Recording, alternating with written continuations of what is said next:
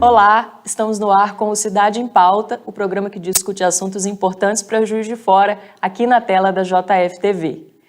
Na edição de hoje, a gente vai conversar sobre criação de abelhas, a meliponicultura em Juiz de Fora. Estamos recebendo aqui no estúdio o professor Carlos Henrique Duque Estrada, o senhor Serafim Botelho, da Associação de Apicultores de Juiz de Fora e Região, e o vereador Juracy Schaefer, que é autor de um projeto de lei sobre o assunto. Bom, para a gente já começar o nosso programa, eu vou perguntar então primeiro para o vereador Juracy do que se trata este projeto de lei que o senhor deu entrada aqui na Câmara, que foi discutido, que foi aprovado. Quem está assistindo a gente em casa poder entender um pouco melhor de onde surgiu a ideia de falar sobre esse assunto aqui em Juiz de Fora.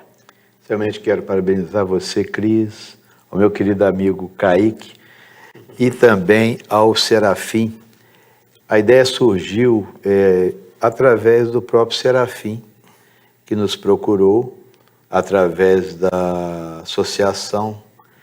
Isso em 2019, havia uma exposição ali próximo ao antigo Cine, e nós tivemos o contato. Eu não estava, inclusive, vereador naquele momento, não. Depois, passado o tempo, retornei à Câmara Municipal, aí dei entrada nesse projeto em maio de 2019. E ele foi amadurecendo a necessidade de fazer com que a gente tivesse uma legislação que desse tranquilidade também para os apicultores, porque há sempre uma visão equivocada que as abelhas são perigosas.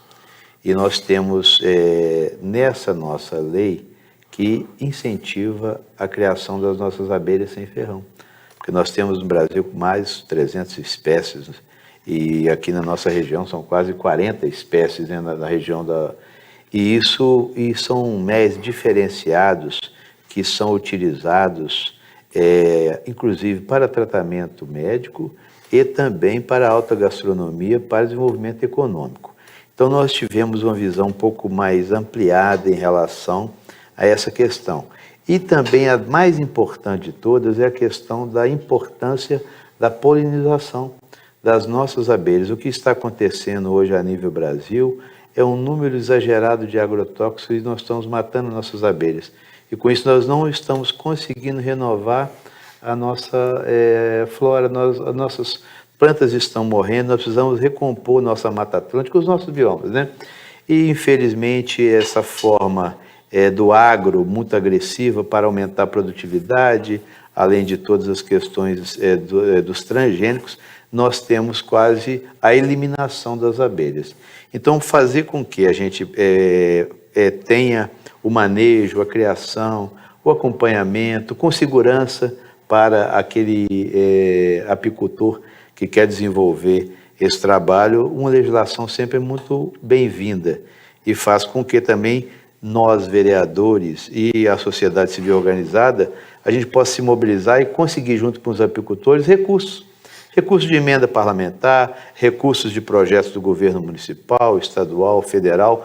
Hoje, para você ter uma ideia, o ICMBio e mais outros organismos desses de defesa do meio ambiente conseguem recursos muito vultosos do exterior para fazer a polinização da nossa Mata Atlântica, a recuperação, através das abelhas. Então, assim, eu tive essa ideia através do trabalho que foi feito com o Serafim, mas quer dizer, uma experiência pessoal. Meus parentes, minha família cria, mas a Apis mellifera, que é aquela abelha que veio para cá e acabou se adaptando, né? Que era a tal da abelha Europa, né?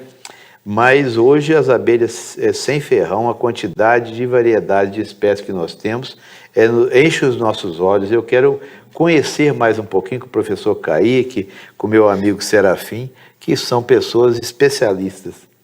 Seu Serafim, aqui em Juiz de Fora, então, a gente tem uma associação que reúne esses produtores. Conta um pouquinho para a gente, como é que funciona o trabalho da associação, quantos produtores a gente tem em Juiz de Fora, o que essa atividade econômica movimenta na cidade?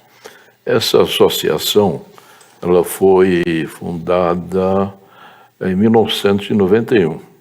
Eu cheguei aqui em Juiz de Fora em 1990 e comecei a procurar os apicultores através do senhor Agostinho Beguele, que é o nosso decano aqui de apicultura, né?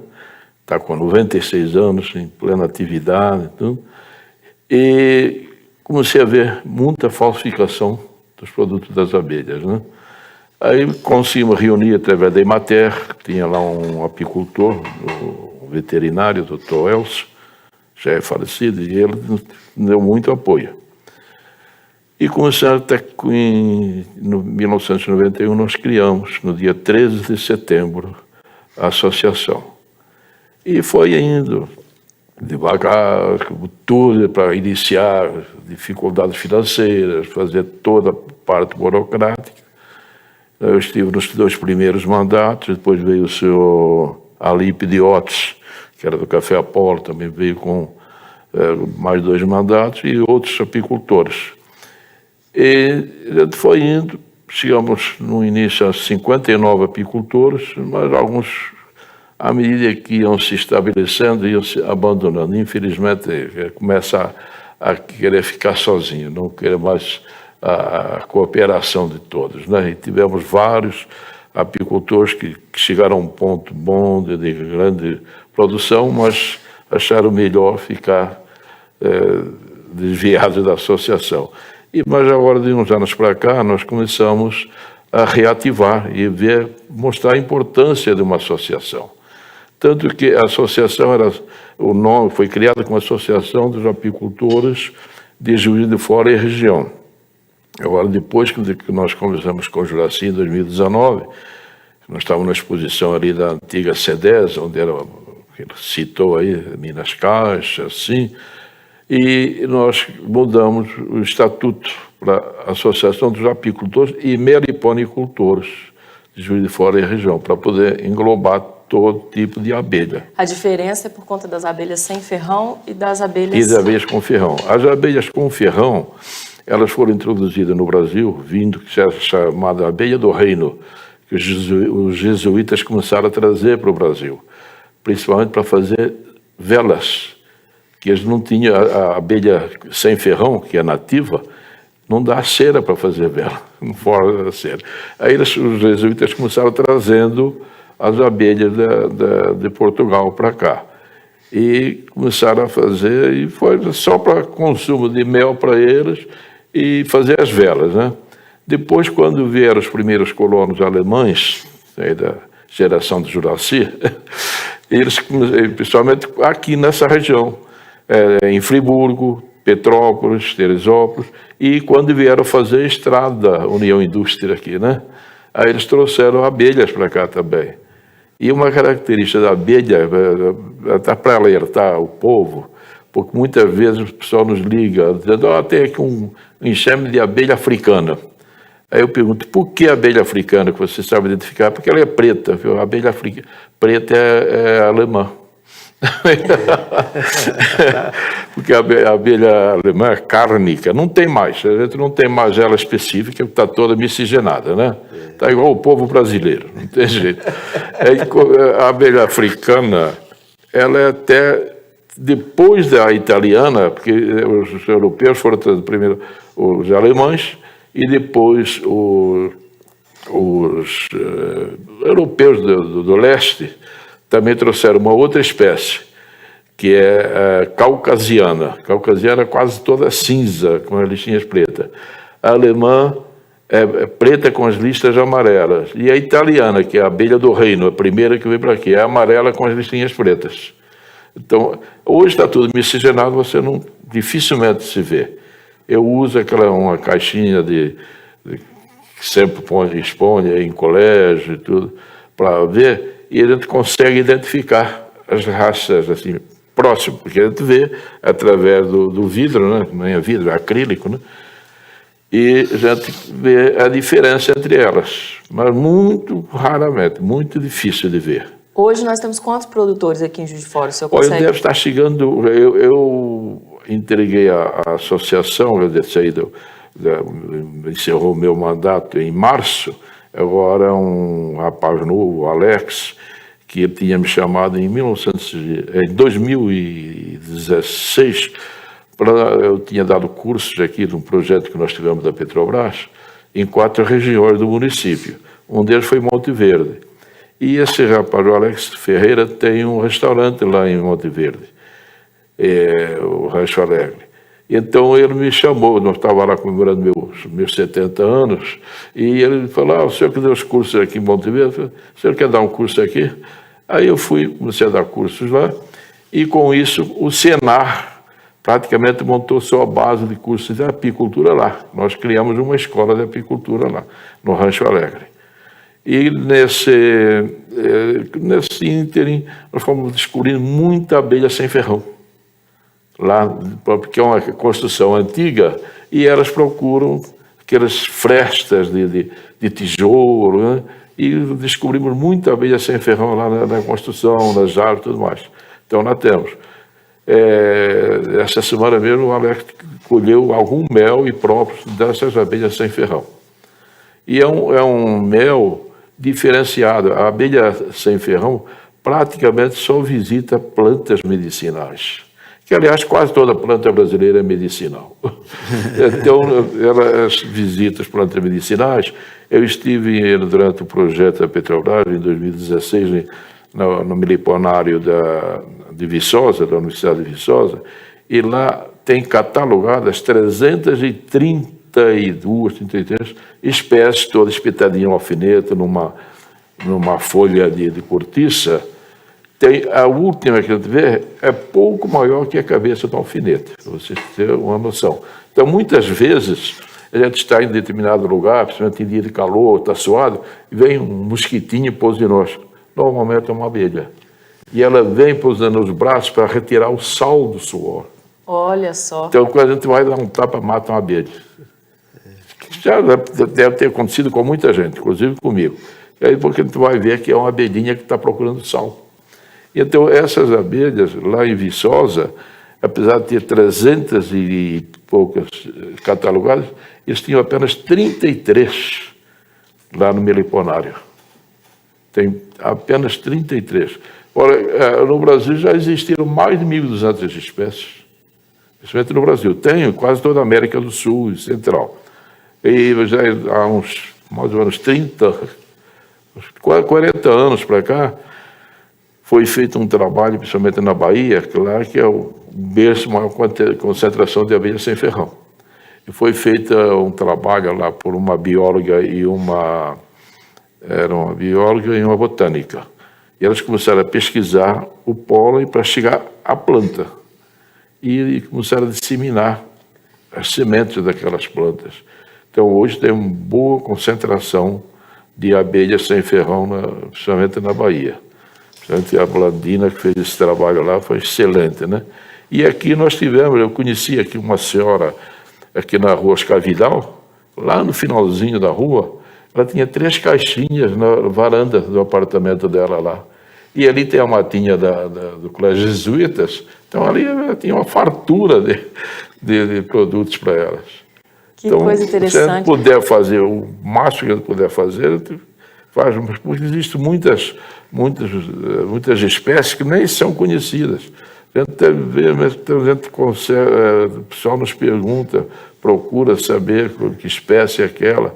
E além das abelhas sem ferrão, existe com ferrão e sem ferrão solitárias também.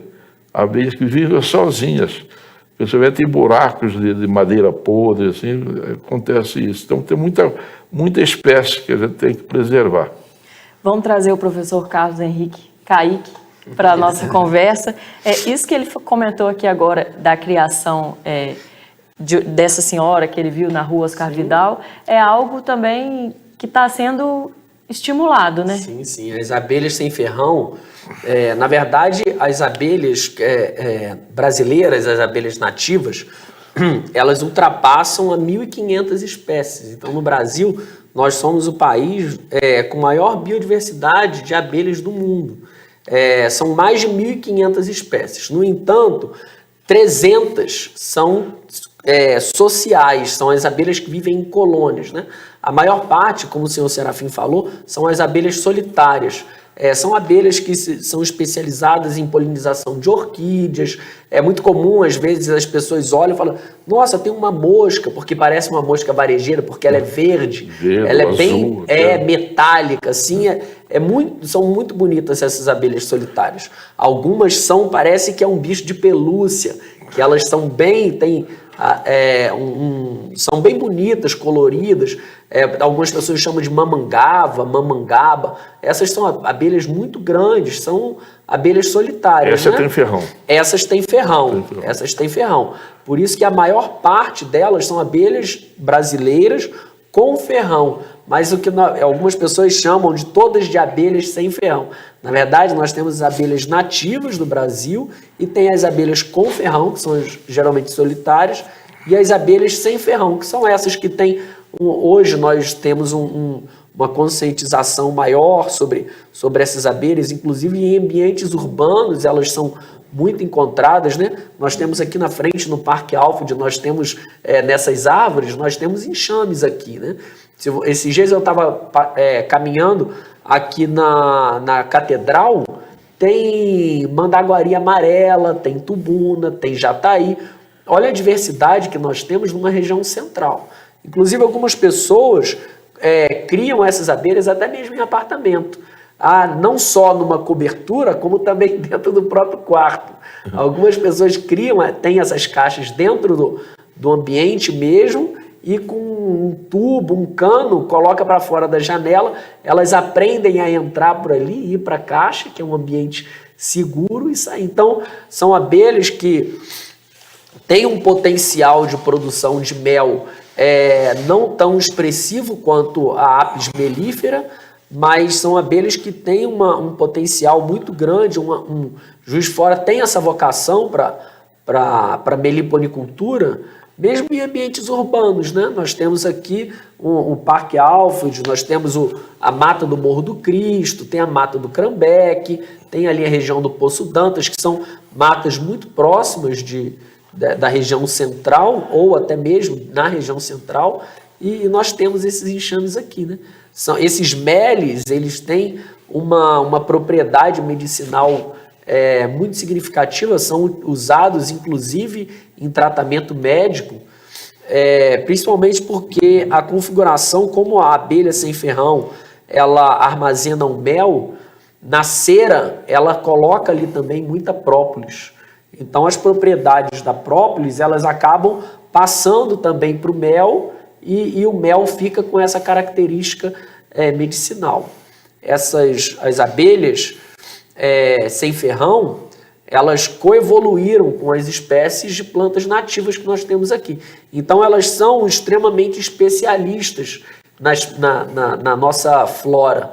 Então não são todas as abelhas que vão em todas as plantas que têm flor. É muito comum quem tem manjericão em casa, olha lá, se observar, tem lá algumas abelhas que tem jataí, observa mirim, é muito comum de frequentar a flor do manjericão, mas dificilmente você vai ver, por exemplo, uma mandaçaia ou uma uruçu frequentando ali, visitando aquela flor do manjericão, né? Geralmente são abelhas menores.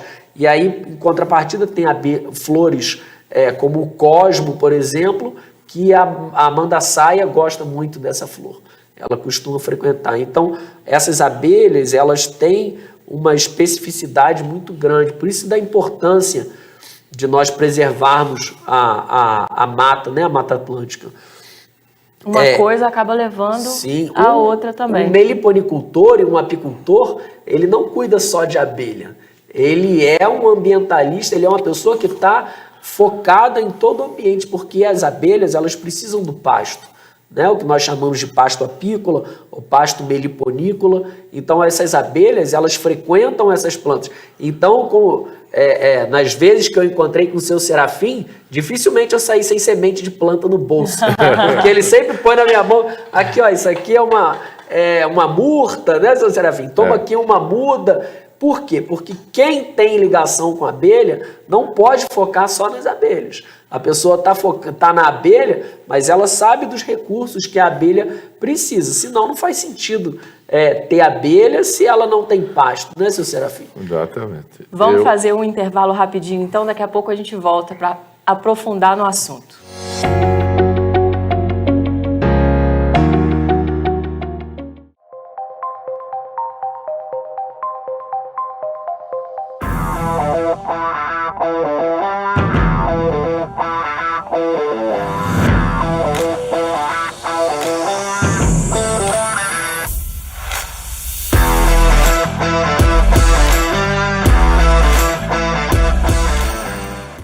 Tá no ar o Café com Política.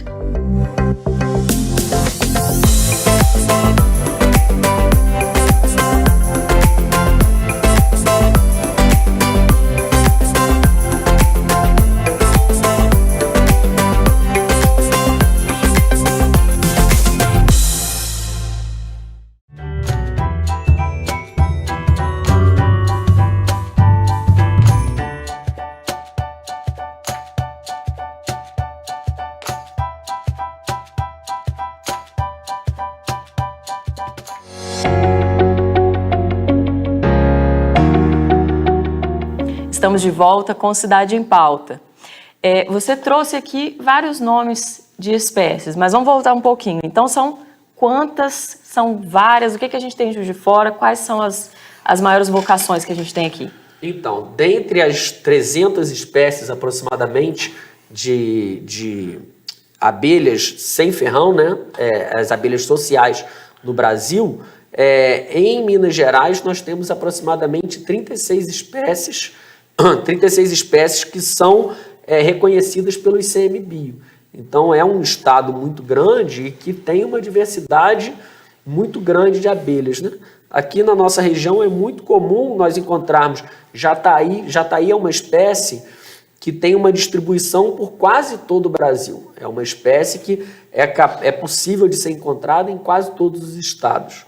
Nós temos jataí, nós temos mombucão, guaraipo, as abelhas mirins, que são essas abelhas muito pequenininhas, mandaçaia é uma abelha muito bonita, uruçu, nós temos então mandaguari, são várias espécies que nós temos aqui na nossa região e que as pessoas cultivam essas.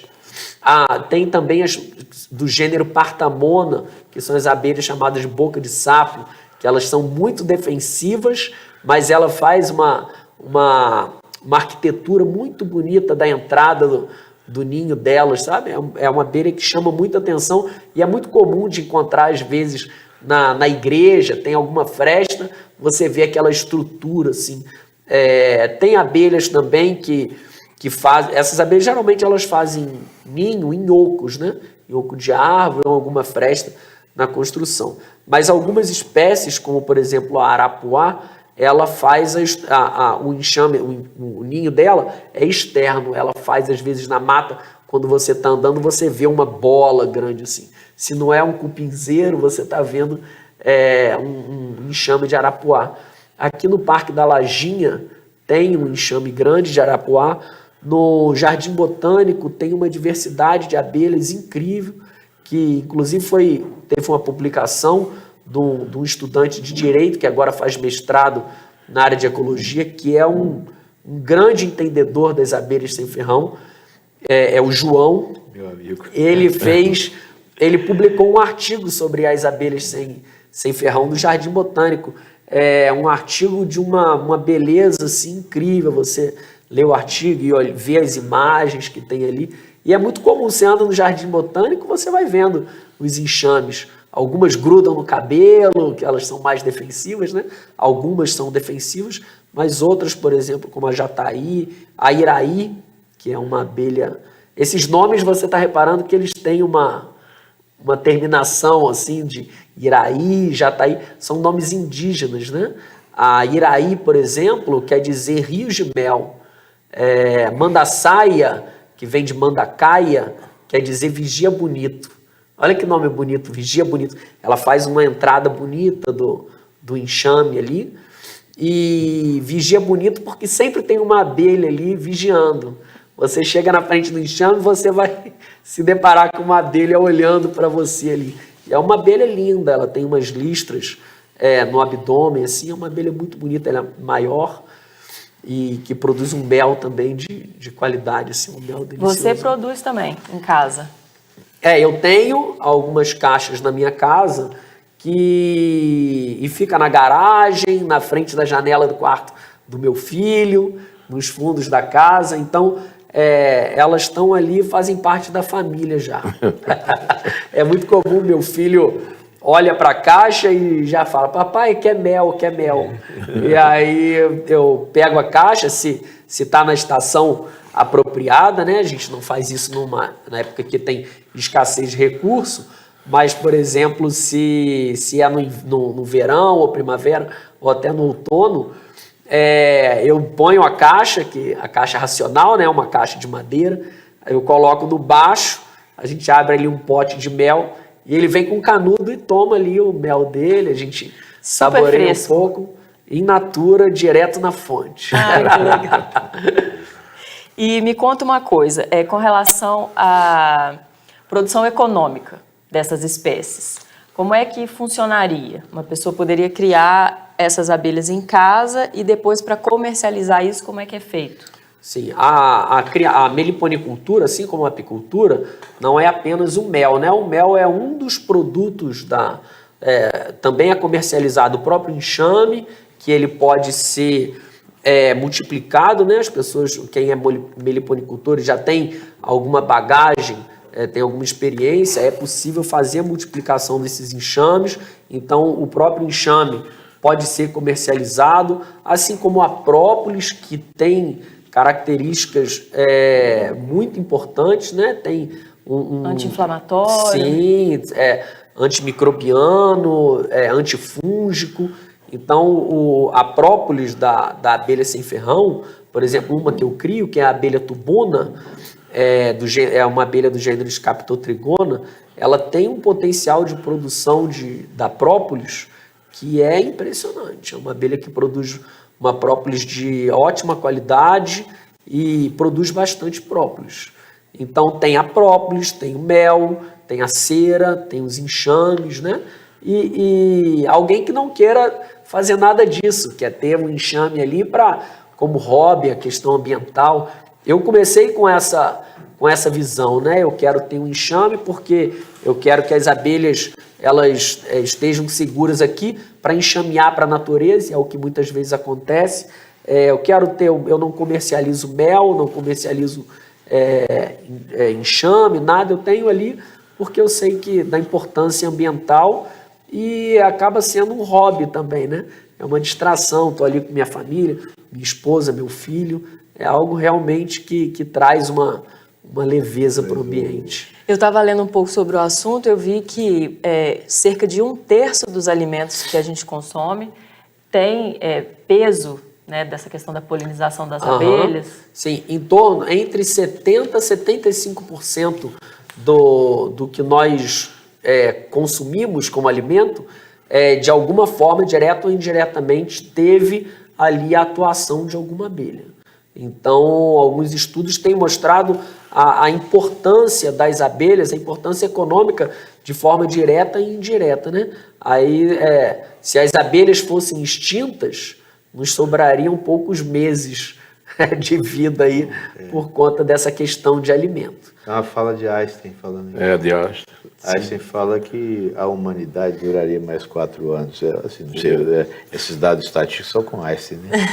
Mas que eu vejo que fala assim, uma coisa importante que eu vi numa reportagem sobre os tipos de alimentos, não só a questão do mel, do próprio o pólen desidratado, como alimento, além de ser muito saboroso, a questão, inclusive, para tratamento de hiperplasia prostática benigna, que é o IPB. Então, tem o tratamento medicamentoso é muito grande.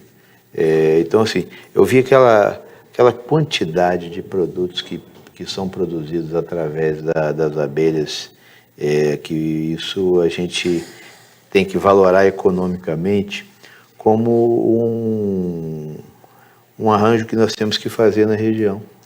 Um arranjo de produtivo local. E tem que ter uma PL aqui para podermos fazer com que os nossos apicultores, moliponicultores possam trabalhar com forma de terem uma estrutura ou recursos para fazer seus investimentos. Eu sinto que talvez a pessoa tenha todo o entusiasmo, mas não tem condições, né, Serafim? E também a conscientização das pessoas que possuem as suas matas, que nós temos aqui proprietários, e até matas públicas. O projeto no início, ele ia chamar Jardins de Mel, porque é um projeto mais ou menos semelhante. Quando você falou do João, o João, a irmã dele estudou com a minha filha. Fez direito na Federal também, João Loblador, de Congonhas. E ele é muito estudioso, ele foi um dos incentivadores também, que ele já fazia direito, mas ele além da questão das abelhas, ele também é louco com orquídeas. Sim. Então é um pesquisador e tal. E foi também um dos incentivadores dessa lei, que a gente deu esse pensamento de fazer a criação nos parques e jardins da cidade, nas nossas praças, que seria uma forma de você incentivar. Mas nós temos muita questão da pesquisa científica e também da educação ambiental. Acho que levar essas matérias, levar essa discussão para as nossas escolas, para que as nossas crianças, os adolescentes, eles tenham a consciência, não só na questão do conhecimento científico, que necessitam, inclusive, quando vão ter sua aula de botânica, a questão da própria zoologia, a questão da biologia mesmo toda, mas também focar que ali você pode ter empreendedores, né? Ver essa questão da educação ambiental, da preservação da natureza, da recomposição que é necessária da preservação. Eu vejo, por exemplo, a Cidade Alta, que eu falo que tem algumas matas, ainda você tem a Mata Atlântica aqui, mas Juiz de Fora você tem fragmentos de Mata Atlântica, você já não tem mais Mata Atlântica igual existia. Você vê hoje os condomínios verticais tomando conta e estão sendo cortadas muitas árvores, né? Acho que essa conscientização e também o reflorestamento. Mas aí acho que devia pensar também, Kaique e Serafim, de uma orientação de que nós deveríamos plantar, quais são as plantas que atraem as nossas abelhas e que elas possam se alimentar, e além de produção de pegar o néctar e produzir aí o mel e fazer todos os outros produtos derivados, mas a gente pensar de forma a fazer com que haja polinização, mas que a gente tenha não ter essa mistura que você falou, né? Senão acaba tendo aí elas podem, espécies trazidas de outros lugares, complicar a situação, né? Eu queria que você falasse um pouquinho da vida das abelhas também. Eu penso assim, o que você fala assim, quanto tempo que dura uma abelha e tal? O Serafim pode falar essas curiosidades. Falou agora das plantas. Nós estamos até aqui na Câmara com um projeto, foi o Alex, o atual presidente, que trouxe aqui, com o nosso também outro colega da associação, o Biratã, está com um vereador que eu não sei exatamente quem é. Por causa de uma árvore exótica, que lá no restaurante Rancho Alegre, do Alex, tem muita, que foi plantada já pela antiga dona do restaurante, várias antigas, chama espatódia. E essa árvore, nós vimos, lá foi feita uma plantação para dar sombra, porque é um restaurante, vai carro, tudo mais. E tem muito, ela prolifera assim pela raiz, então nós estamos agora querendo ver para poder eliminar essas árvores. Inclusive esse projeto foi dado entrada aqui, que o Alex tem intenção de eliminar essas árvores que estão lá no restaurante dele. E já está plantando outras árvores, como ipês, murta, por exemplo. Eu tenho um quintal de mais ou menos 20 metros quadrados, que lá moro no Jardim Laranjeiras, e é um pedacinho só. Eu já tive uma caixa de jataí, essa caixa de jataí, eu tive que passá-la para uma caixa de mandaçaia, de tanto que ela cresceu, porque eu tinha um pé de manjericão que eu tive que amarrar no muro, no alto do muro, para poder segurar, tão alto que ficou. E enquanto eu tive as abelhas lá, o manjericão estava lindo, mas aconteceu problema aí em 2014, 2015, muita dengue, e o fumacê acabou com ela. Infelizmente, comecei a ver que... E antes disso, talvez, acho que foi em 2010, nós trouxemos aqui, a associação trouxe um professor de Alfenas, através do Senar. Foi o primeiro curso, o primeiro contato que eu tive com abelhas sem ferrão. Quer dizer, o primeiro estudo, né? Porque eu já tinha algumas lá. E esse professor, Marcelo, é zootecnista, e ele processava, ele tinha 400 colônias dessas abelhas, vários tipos. Porque o nome genérico é Jataí, todo mundo começa com Jataí. Inclusive a cidade de Jataí, se é Goiás ou Mato Grosso, não tenho certeza, tem esse nome devido à abundância que tinha dessa espécie de abelhas. E então esse Marcelo trouxe aqui, deu um curso aqui durante uma semana, e ele tinha 400 colônias dessa espécie. Ele vendia 100 litros de mel, que ela produz apenas 1 litro por ano, quando está bem cuidada. Enquanto que uma abelha com ferrão produz 20, 30, dependendo do como esteja cuidado, pode produzir até mais. Já tem casa até 70 litros ou quilos de mel por ano. E ele produzia 400 litros, porque esse é o mel mais líquido. Ele não tem a densidade do mel da abelha com ferrão.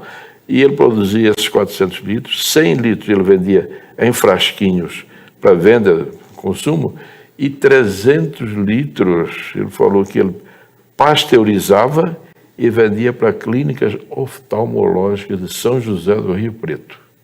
Que inclusive eu tenho conhecimento de uma clínica lá que faz tratamento até com célula tronco para a vista, né?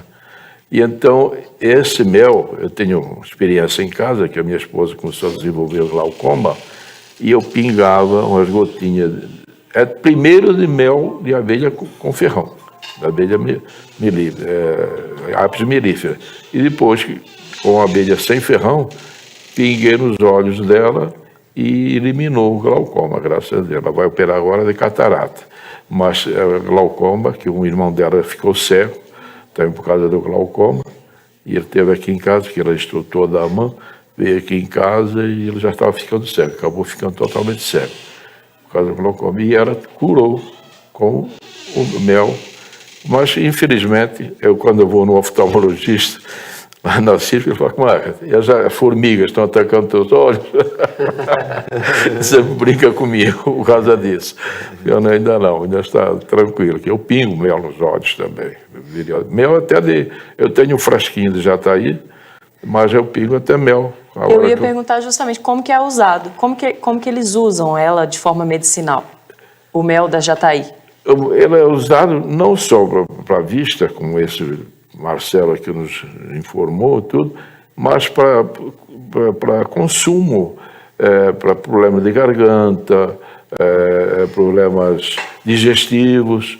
Essa semana o Alex mostrou, tá até lá no nosso grupo, você já viu, os potes de mel que ele colheu lá, e próprios também. Inclusive, aproveitar para que nós, no dia 2 de dezembro, lá mesmo no restaurante Rancho, nós vamos fazer um congressamento, né, dos associados. Vocês estão convidados para dia 2 de dezembro, das 9 da manhã até as 17 horas. Começa com café com mel, depois tem almoço e a gente vai ter lá uma atividade. Para quem quiser aprender um pouco mais e começar a produzir, né, fazer criação de abelha em casa, poder se informar. Vamos só fazer mais um intervalinho, no terceiro bloco a gente continua falando sobre o assunto.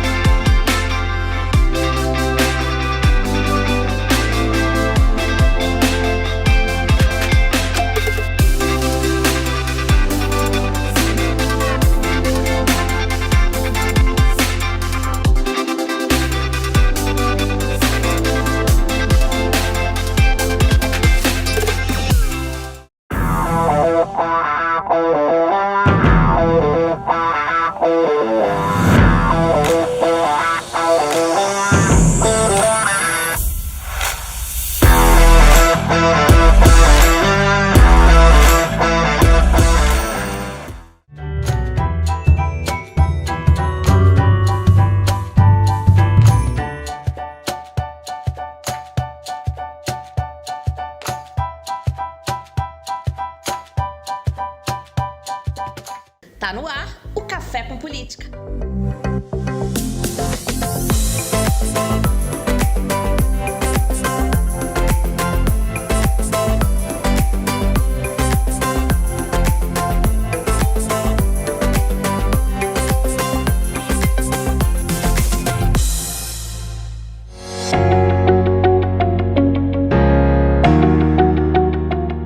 Estamos de volta com o Cidade em Pauta. Eu queria perguntar, que eu acho que quem está assistindo a gente em casa também deve estar curioso, quem quiser começar a criar essas abelhas, a estimular que elas frequentem o próprio jardim de casa, igual eu tenho um pé de manjericão lá que é meu de estimação, se eu quiser fazer com que ele fique bonito, grande, como é que a pessoa pode dar o primeiro passo? O primeiro passo é procurar a associação, que eu indico. Nós, quando criamos a associação, foi com esse objetivo. A gente dá cursos, periodicamente, através do Senar. Os cursos do Senar são dados de segunda a sexta. Como nem todos podem assistir esses cursos de segunda a sexta, como foi o caso do Kaique, assistimos cursos, eu e meu neto, nós damos cursos particulares, logicamente, né, aos sábados, mas lá mesmo no restaurante, que é a nossa escola de apicultura. Então nós fazemos também esse trabalho. E vamos começar um agora, ainda em novembro, um curso mas de abelha com ferrão. O abelha sem ferrão é uma coisa fácil de assimilar, mas temos também os cursos pelo Senar. E lá mesmo, no restaurante, nós temos várias espécies expostas para a pessoa tomar conhecimento, né? Para conhecer as abelhas. Então, desde o momento que eles nos procuram, a nossa sede é aqui no Espaço Mascarenhas, mas está desativada por causa da obra, né? Mas depois eu posso deixar meu telefone, meu número, meu contato do Kaique ou do Alex e nos procurar para fazer, quem quiser fazer cursos. A gente está sempre à disposição. Essa meliponicultura, ela poderia ser mais uma vocação de Juiz de Fora, uma vocação econômica para a população? O que o senhor acha, vereador? Eu acredito que sim.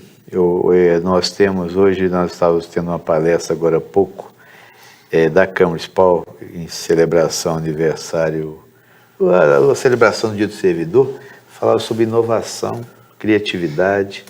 A cidade ela tem que se reinventar. Hoje nós temos a questão tecnológica, das novas startups, do CRIT, mas nós temos a questão da valorização do nosso potencial, principalmente ambiental.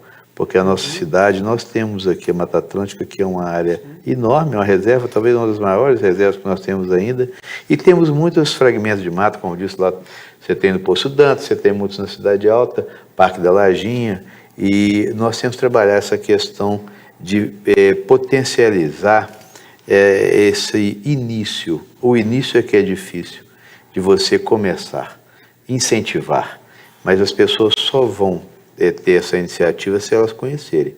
Como você vai fazer esse conhecimento? Através da Câmara Municipal, da legislação, mas também da educação ambiental nas escolas.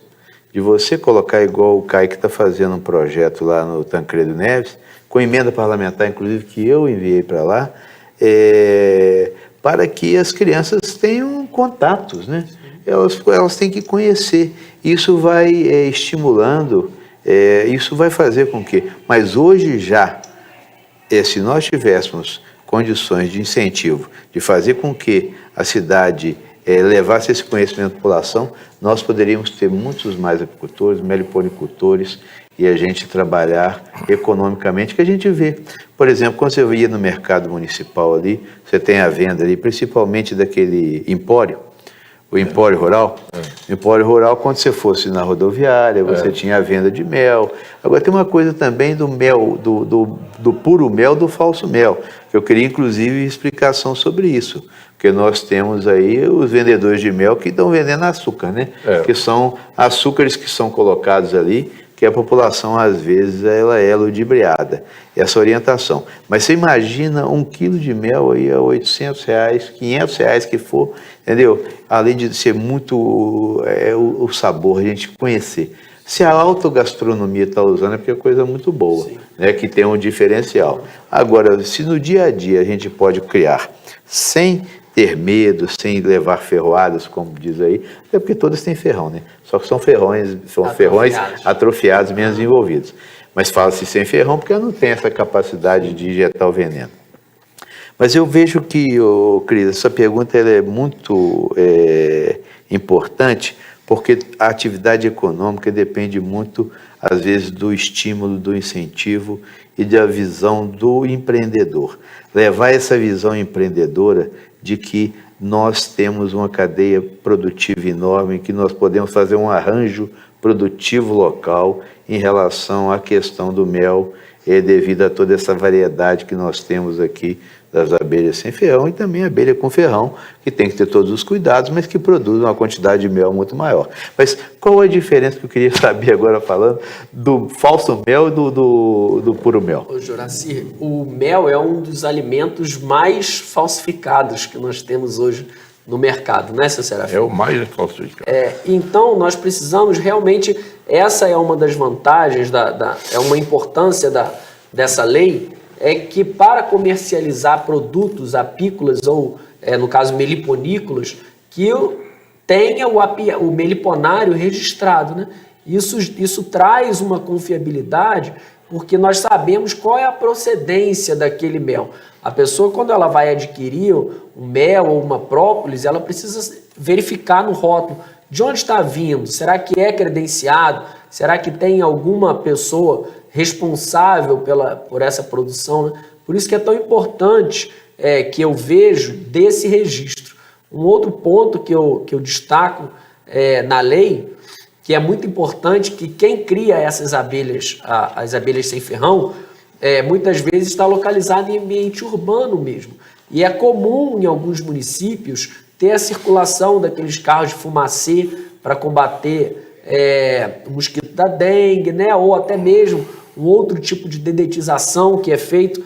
Então, na lei, ela contempla isso, que seja divulgado para os meliponicultores cadastrados qual é o itinerário, o dia que vai passar esse fumacê ou alguma dedetização. Isso, inclusive, eu acho que precisa ser muito frisado com as empresas de dedetização e também com essas ações de fumacê, porque elas trazem, assim, elas podem trazer realmente um enxame de abelha sem ferrão ao declínio. Ela acaba com o enxame mesmo. Eu tenho amigos que têm abelhas assim raras e que perderam vários enxames por conta de fumacê, que é mais comum no estado do Rio de Janeiro, né? É muito comum passar esse fumacê e às vezes quando passa, a pessoa é pega de surpresa, está no trabalho, passou no entardecer ou passou durante o dia, pronto, aquilo ali é o suficiente para ser o meliponicultor, porque nós temos uma estratégia, vai passar amanhã, nós temos como fechar essas caixas, as abelhas elas têm condições de permanecerem ali 2, 3 dias, 4 dias, e elas fechadas, para dar tempo do ambiente já eliminar aquela substância que é tóxica para as abelhas, né? O fumacê quase não resolve nada, porque a questão está nas larvas, está nos ovos, que vão eclodir com as chuvas, com o verão. Sim. Então, assim, é uma visão totalmente equivocada de que eu quero carro fumacê, que não vai resolver nada, além de causar todo esse transtorno aí. Com relação ao valor do mel, como o Juraci falou, ele tem um valor agregado muito alto, né? Os meles dessas abelhas sem ferrão. Nós temos aí no Brasil 300 espécies, não temos 300 meles com o mesmo sabor. Eles têm coloração diferente, sabor desde um mais adocicado até um sabor extremamente cítrico, como por exemplo o da Iraí. Então tem abelha marmelada. Nós temos uma diferença muito grande. E esses meles, eles têm sido usados na alta gastronomia também. Então, ele é usado lá o Alex Atala é um chefe de cozinha que gosta de inovar, né? Então ele está sempre usando algum mel de abelha nativa. Faz a harmonização específica aí com cada carne, harmoniza cada queijo? com queijo, harmoniza com um tipo de proteína, com uma salada, com bacon, fica muito gostoso, né? Então eles são usados diferentes tipos de culinária, justamente por conta dessa questão da harmonização. Então você vê, é uma prática que ela pode ser feita inclusive em ambiente urbano.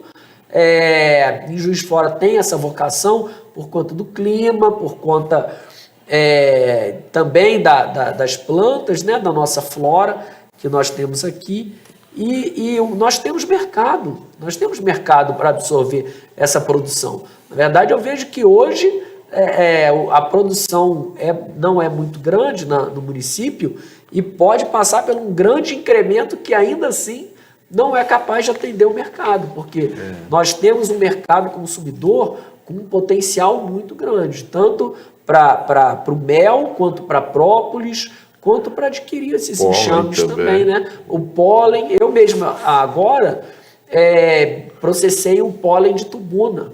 Eu nunca tinha comido, nunca tinha visto para vender. Eu tenho alguns enxames, no manejo eu retirei, desidratei em casa, até conversei um dia com o seu Serafim, precisa ser uma temperatura estável, baixa, com alta ventilação, demora bastante tempo para desidratar, e depois tem que triturar ele. Mas que sabor, que sabor. E com propriedades medicinais incríveis, né? E tem a pólen é rico em zinco, magnésio, são micronutrientes que são fundamentais para o nosso sistema nervoso e que estão aí disponíveis. É uma questão de fazer o manejo certo. Qual é a sua intenção?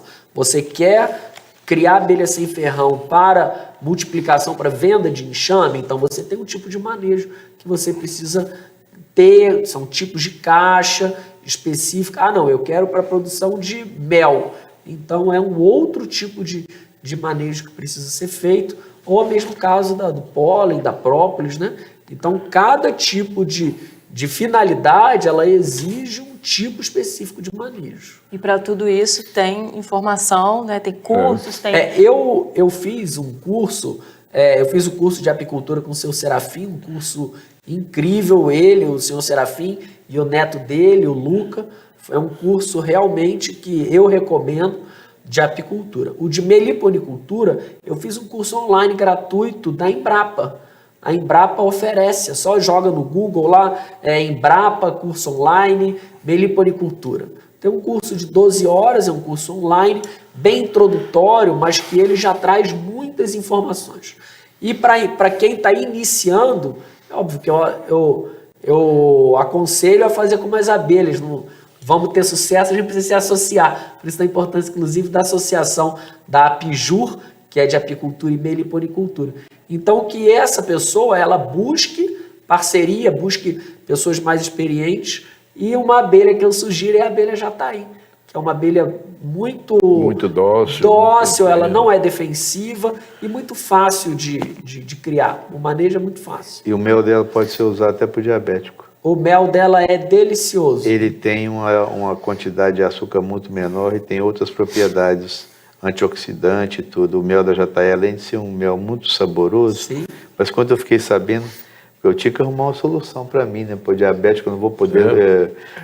Então, da abelha jataí foi a solução.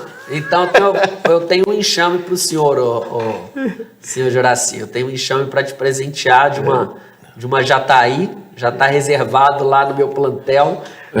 Que ótimo, obrigado. De entregar em mãos. Hoje eu não pude trazer porque não tem como deixar no carro, que aí eu prejudica as abelhas.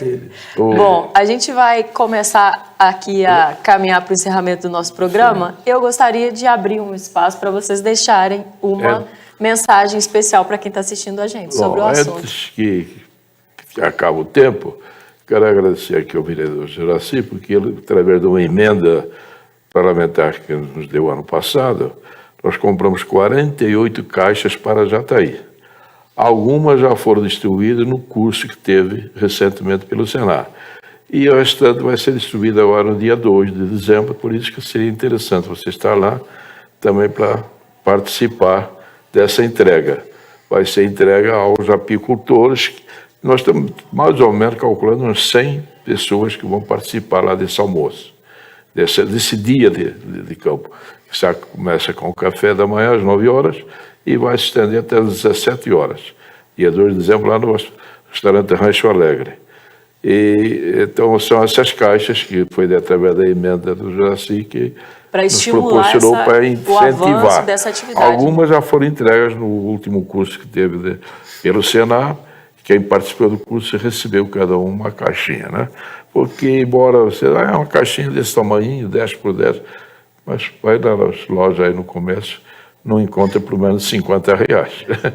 Então já começa encarecendo a produção, o trabalho. E já tivemos essa prerrogativa do Juraci que nos incentivou muita gente. E eu comecei a falar da espatódia, quem for lá vai ver, tem muita espatódia, é uma árvore muito bonita. Ela dá uma flor laranjada e pega a flor e olha lá dentro a quantidade de insetos, principalmente abelhas, que são atraídas pelo odor da planta. Até beija-flor já encontramos mortos dentro dessa árvore. Por isso, já tem aqui Itajubá já está erradicando essa árvore, com um decreto mesmo da prefeitura, no caso da Câmara, e todo o estado de Santa Catarina também já está com esse trabalho, fazendo isso de erradicação dessa árvore. Então, vamos aqui, eu não sei, vamos ver com quem deu essa entrada aqui, e para ver se tem apoio de todos os vereadores para que a gente possa fazer esse trabalho. Porque para derrubar uma árvore, a gente sabe que é uma dificuldade. E o Alex Ferreira, que é o atual presidente, ele já está plantando lá, nos intervalos das árvores, ipês, principalmente, que é a árvore símbolo nacional, né? Você imagina espécies, por exemplo, eu estava vendo, você vê o próprio o caramujo africano, que veio, toda a tragédia, e agora você imagina nossas próprias tilápias, que estão indo para água salgada, adaptando e mudando. Então você tem que ter muito cuidado dessa questão das espécies, inclusive das próprias abelhas, né? Porque nesse caso aí, você imagina, ao invés dessa árvore trazer os benefícios, ela está acabando com a natureza, né? Vamos olhar com carinho essa situação da lei. Essa situação pode erradicar. Pode deixar sua mensagem, então, vereador. Então, assim, eu quero agradecer a nossa jornalista Cris, sempre com essa competência, com esse sorriso que alegra todas as transmissões. Meu amigo Serafim, de longa data. Primeiro eu era cliente do Serafim, eu ia comprar jornal ali no Cascatinha, na banca do Cascatinha, e ficamos muito amigos. Depois nós fomos descobrir que ele era apicultor e nos relacionamos em relação a isso, né? Até um espaço de matas lá da minha família que a gente tinha. O amigo dele criava lá a Apis mellifera, né, que é a abelha europeia, né? Lá dei o curso lá também, nesse apiário. Mas assim, eu acho que nós temos que utilizar mais agora essa sem ferrão. O Kaique é um grande amigo também, professor, diretor, excelente diretor lá da Escola Municipal Tancredo Neves. Tem feito um trabalho brilhante, a gente tem feito uma parceria. Com o Tancredo Neves eu falo historicamente desde que eu me conheço por gente. Desde que existe aquela escola, eu ajudo a escola. Mas agora, como vereador, tem ajudado mais, porque a gente tem encaminhado muitas emendas parlamentares para lá. E depois ele pode falar, fizemos sala de professores, assim, fizemos banheiros, então... E tem mais essa vertente dele como professor e também como professor de ciências, essa questão do meliponário lá que ele criou e que a gente está também mandando emenda parlamentar para lá, para incentivar e mostrar a educação ambiental é tudo. Mostrar para as nossas crianças, para os nossos alunos, o quanto é importante essa questão das abelhas. Parabenizar a Cidade em Pauta, né? O programa que está fazendo muito sucesso, a audiência é grande, e dizer que a Câmara Municipal tem uma contribuição. A Lei 14.708/2023, ela foi sancionada no dia 27 de setembro agora, já está em vigor. Temos até que fazer divulgação, quando você tem que ter o meliponário cadastrado direitinho, para evitar, eu estava vendo a questão do mel falso e o mel verdadeiro. Quando você joga uma colher de mel verdadeiro dentro da água, ele vai parar lá no fundo. E quando você joga uma colher de mel falso, ele se mistura com a água. Então, assim, é uma técnicazinha simples, eu não sou aqui apicultor, mas que eu sempre... Porque quando a pessoa vem, pô, quer te dar aquele mel e tal... Aí quando você faz assim, você está vendo aquele... Parece que dá um vácuozinho, né? Entendeu? Ou senão depois ele cristaliza muito, né? Também acondicionamento de mel, falar que dura 2 anos, dependendo da forma de acondicionamento. De repente, o Kaique poderia falar isso para a gente. Já deixo aqui a mensagem aqui de parabéns a você, Cris, e eu agradecer a presença aqui dos amigos Serafim e do Kaique. O mel verdadeiro cristaliza. Existe um mito assim, de que o mel não cristaliza. Se cristaliza é porque é mel falsificado. Na verdade, o mel verdadeiro, ele cristaliza. Por conta, às vezes, da temperatura da nossa região, ele acaba cristalizando com muita frequência. Eu vejo que alguns colegas da região Nordeste, Norte ao Nordeste, falam: nunca vi mel cristalizar. Porque aí é quente, até no inverno é quente, então não cristaliza mesmo. Mas aqui e cristaliza. E o que a gente faz quando cristaliza? Põe no sol? Você pode colocar no sol ou botar um pouquinho na água, um pouquinho morna, não aquecer, o mel nunca pode passar de 40 graus. Então é ali aquecer um pouquinho, que já é o suficiente para ele. Mas você pode comer com colher também, é uma delícia o mel cristalizado. Muito gostoso. O mel cristalizado é uma delícia. É bom a gente priorizar, então, Mas comprar ele naqueles embalagem própria, vidros. né? Porque Tem embalagem própria. Porque a gente não consegue estar na Sair cabeça do na consumidor bisnaga. que deve ser pote de boca larga. Ele gosta da bisnaga, mais fácil para a criança usar e tudo mais. A gente usa, no meu PA, a gente usa pote de vidro e pote de plástico também, de boca larga, que pode dar na mão da criança sem perigo, né? Agora, quando colocar ao sol, sempre coberto com um pano, um plástico preto, que é para os raios solares não incidirem diretamente no mel. Agora, deixa eu falar que nós temos um médico aqui em Juiz de Fora, vizinho até de Juraci, lá do filho do Antônio Marques. Ele é médico de medicina integrativa. E ele é um dos maiores divulgadores dos produtos apícolas. Conhecedor. Ele já fez até tratamento com ferroada de abelha, que ele aprendeu com o Tim. Mas ele dá o Tim fora de série em termos de apiterapia. Tem tido muitos alunos, inclusive a namorada do meu neto, que é fisioterapeuta, já fez com ele também. E está atendendo aqui, com Matias Barbosa, pessoas com problemas. E o Micael Marques, quem quiser entrar no Instagram dele, ele responde as perguntas. Ele inclusive, incentiva o diabético a usar mel, mas não é qualquer mel, ele sempre fala. Procura mel, mas não usa mel, mas procura com quem você vai comprar. Então, ele está sempre respondendo, conhecedor, já fez curso lá conosco, participa lá no nosso curso lá do Rancho Alegre, também de curso e tudo mais. Um rapaz novo, conhecedor de própolis, pólen, todos os produtos apícolas. Ele é meliponicultor também. Ele também é meliponicultor. No consultório dele tem várias caixas de O assunto é importante mesmo para a gente divulgar, para que as pessoas conheçam, entendam um pouco mais, né, sobre o uso medicinal, sobre essa questão. É importante a gente trazer também essa questão da produção econômica, né, que pode ser um vetor de fortalecimento da economia local aqui em Juiz de Fora. E, bom, para encerrar o nosso programa, então, eu gostaria de agradecer muito a participação de vocês aqui.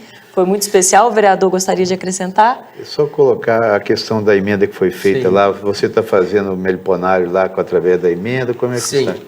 Nós estamos agora implementando um meliponário lá na Escola Municipal Presidente Tancredo Neves, com recurso de emenda parlamentar destinada pelo vereador Juraci. E nós teremos lá algumas abelhas, mas dando maior enfoque para essa abelha tubuna, que ela tem uma capacidade grande de produção de própolis, e a ideia é trabalhar essa questão ambiental com todos os alunos e professores, mas focar com aqueles alunos que têm alguma dificuldade de aprendizagem, que precisam de um acolhimento maior, né? Fazer um projeto com esses estudantes para que eles entendam tanto da biologia, da ecologia, e que aprendam também a beneficiar a própolis, para que talvez possa vir a ser um recurso para eles, né, de verba em casa, porque eles podem ter essas abelhas em casa e tendo toda os cuidados com a questão sanitária, eles podem sim produzir a própolis. Quero aproveitar a oportunidade para agradecer o Joraci pelo convite, é um prazer estar aqui. Obrigado também, Serafim, que é um exemplo, foi meu professor e excelente professor. E agradecer também a Cris pela generosidade aí na entrevista. Tá Nada, bom? imagina. Foi ótimo, foi um prazer. Esse foi o Cidade em Pauta, o programa que discute assuntos importantes para Juiz de Fora. Programas inéditos toda segunda-feira às 9 da noite e o reprise vai ao ar quarta e sexta, também às 9 da noite. Eu conto com a sua audiência.